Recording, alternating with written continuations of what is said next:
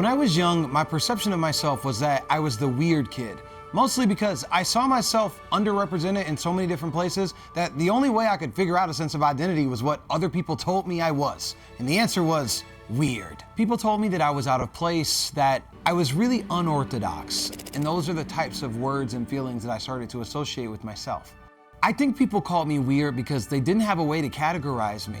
And as a young person, I didn't have a way to categorize myself either. We live in a world where there are more books about animals and anthropomorphic objects than there are children of color. So when you are a child of color and you want to figure out where you belong, where are you supposed to look?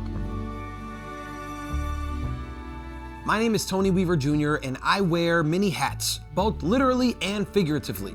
Most people know me for wearing this hat, where on TikTok and Instagram with my community of over 1 million people, I talk about how much I love being a nerd. Comics and manga, anime, things like that. And I wish people were talking about Elio instead of complaining about sequels. I also wear the hat of CEO at a nonprofit called Weird Enough Productions, where we create positive media content for kids. But the hat that I care about most is that I'm a writer. And I created a story called Weirdo that I want to speak to and support all of the kids that feel weird.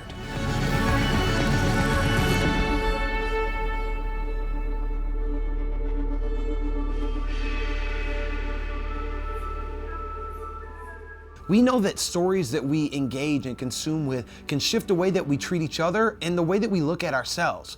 But what happens when negative representation causes that power of storytelling to impact you in a negative way?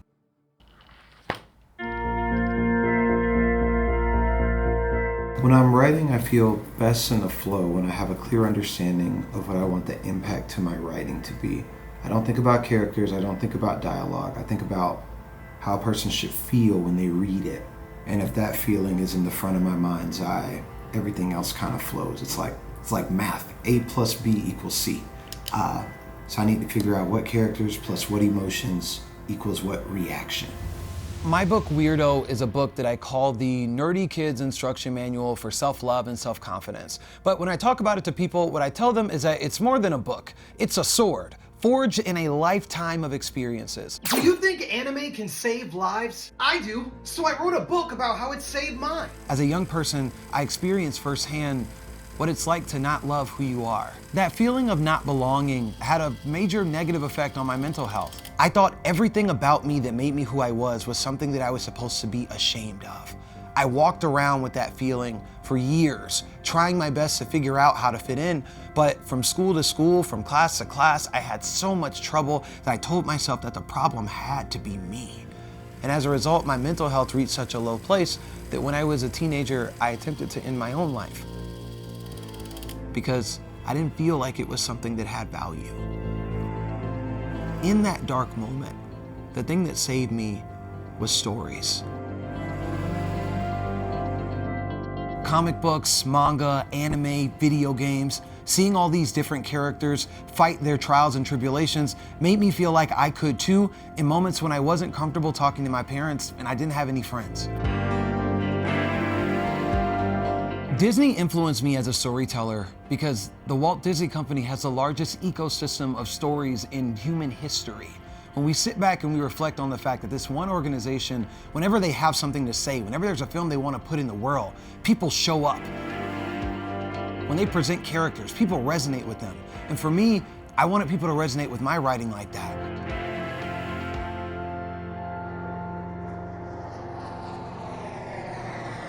Tony Weaver Jr. here. I am at PS5 Port Morris in the Bronx, New York. I was traveling across the country working with kids on their mental health, helping them learn to develop healthy self-love.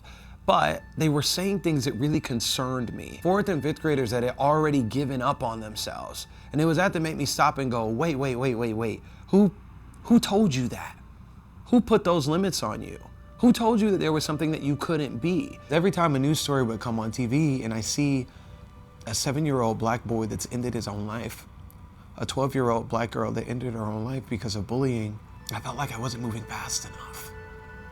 Like, if I had gotten to them a bit quicker, if I had put something into the world a bit faster, maybe I could have been positive in a way that would help them and allow them to still be here.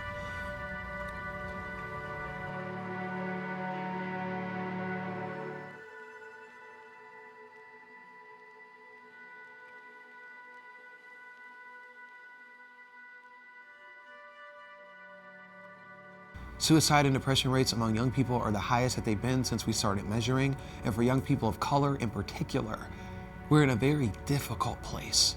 I knew that I had limitations as a person, but the powerful thing about stories is that they can be anywhere.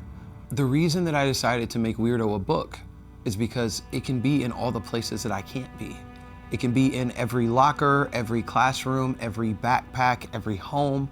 When a kid walks into a store and needs help but doesn't know how to ask for it, they'll see it staring at them from the shelf. The ability that stories have to find people no matter where they are is why I had to write all of this down.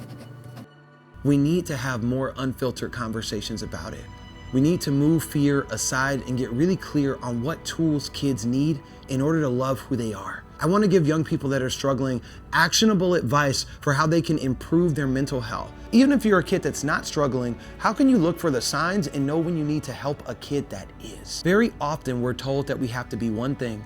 You're a nerd, you're an athlete, you're a band geek, you're a drama kid, as if we're like one plant, we're this one thing.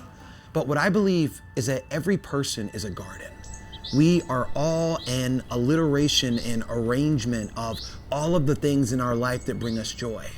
Our job is to identify what those things are.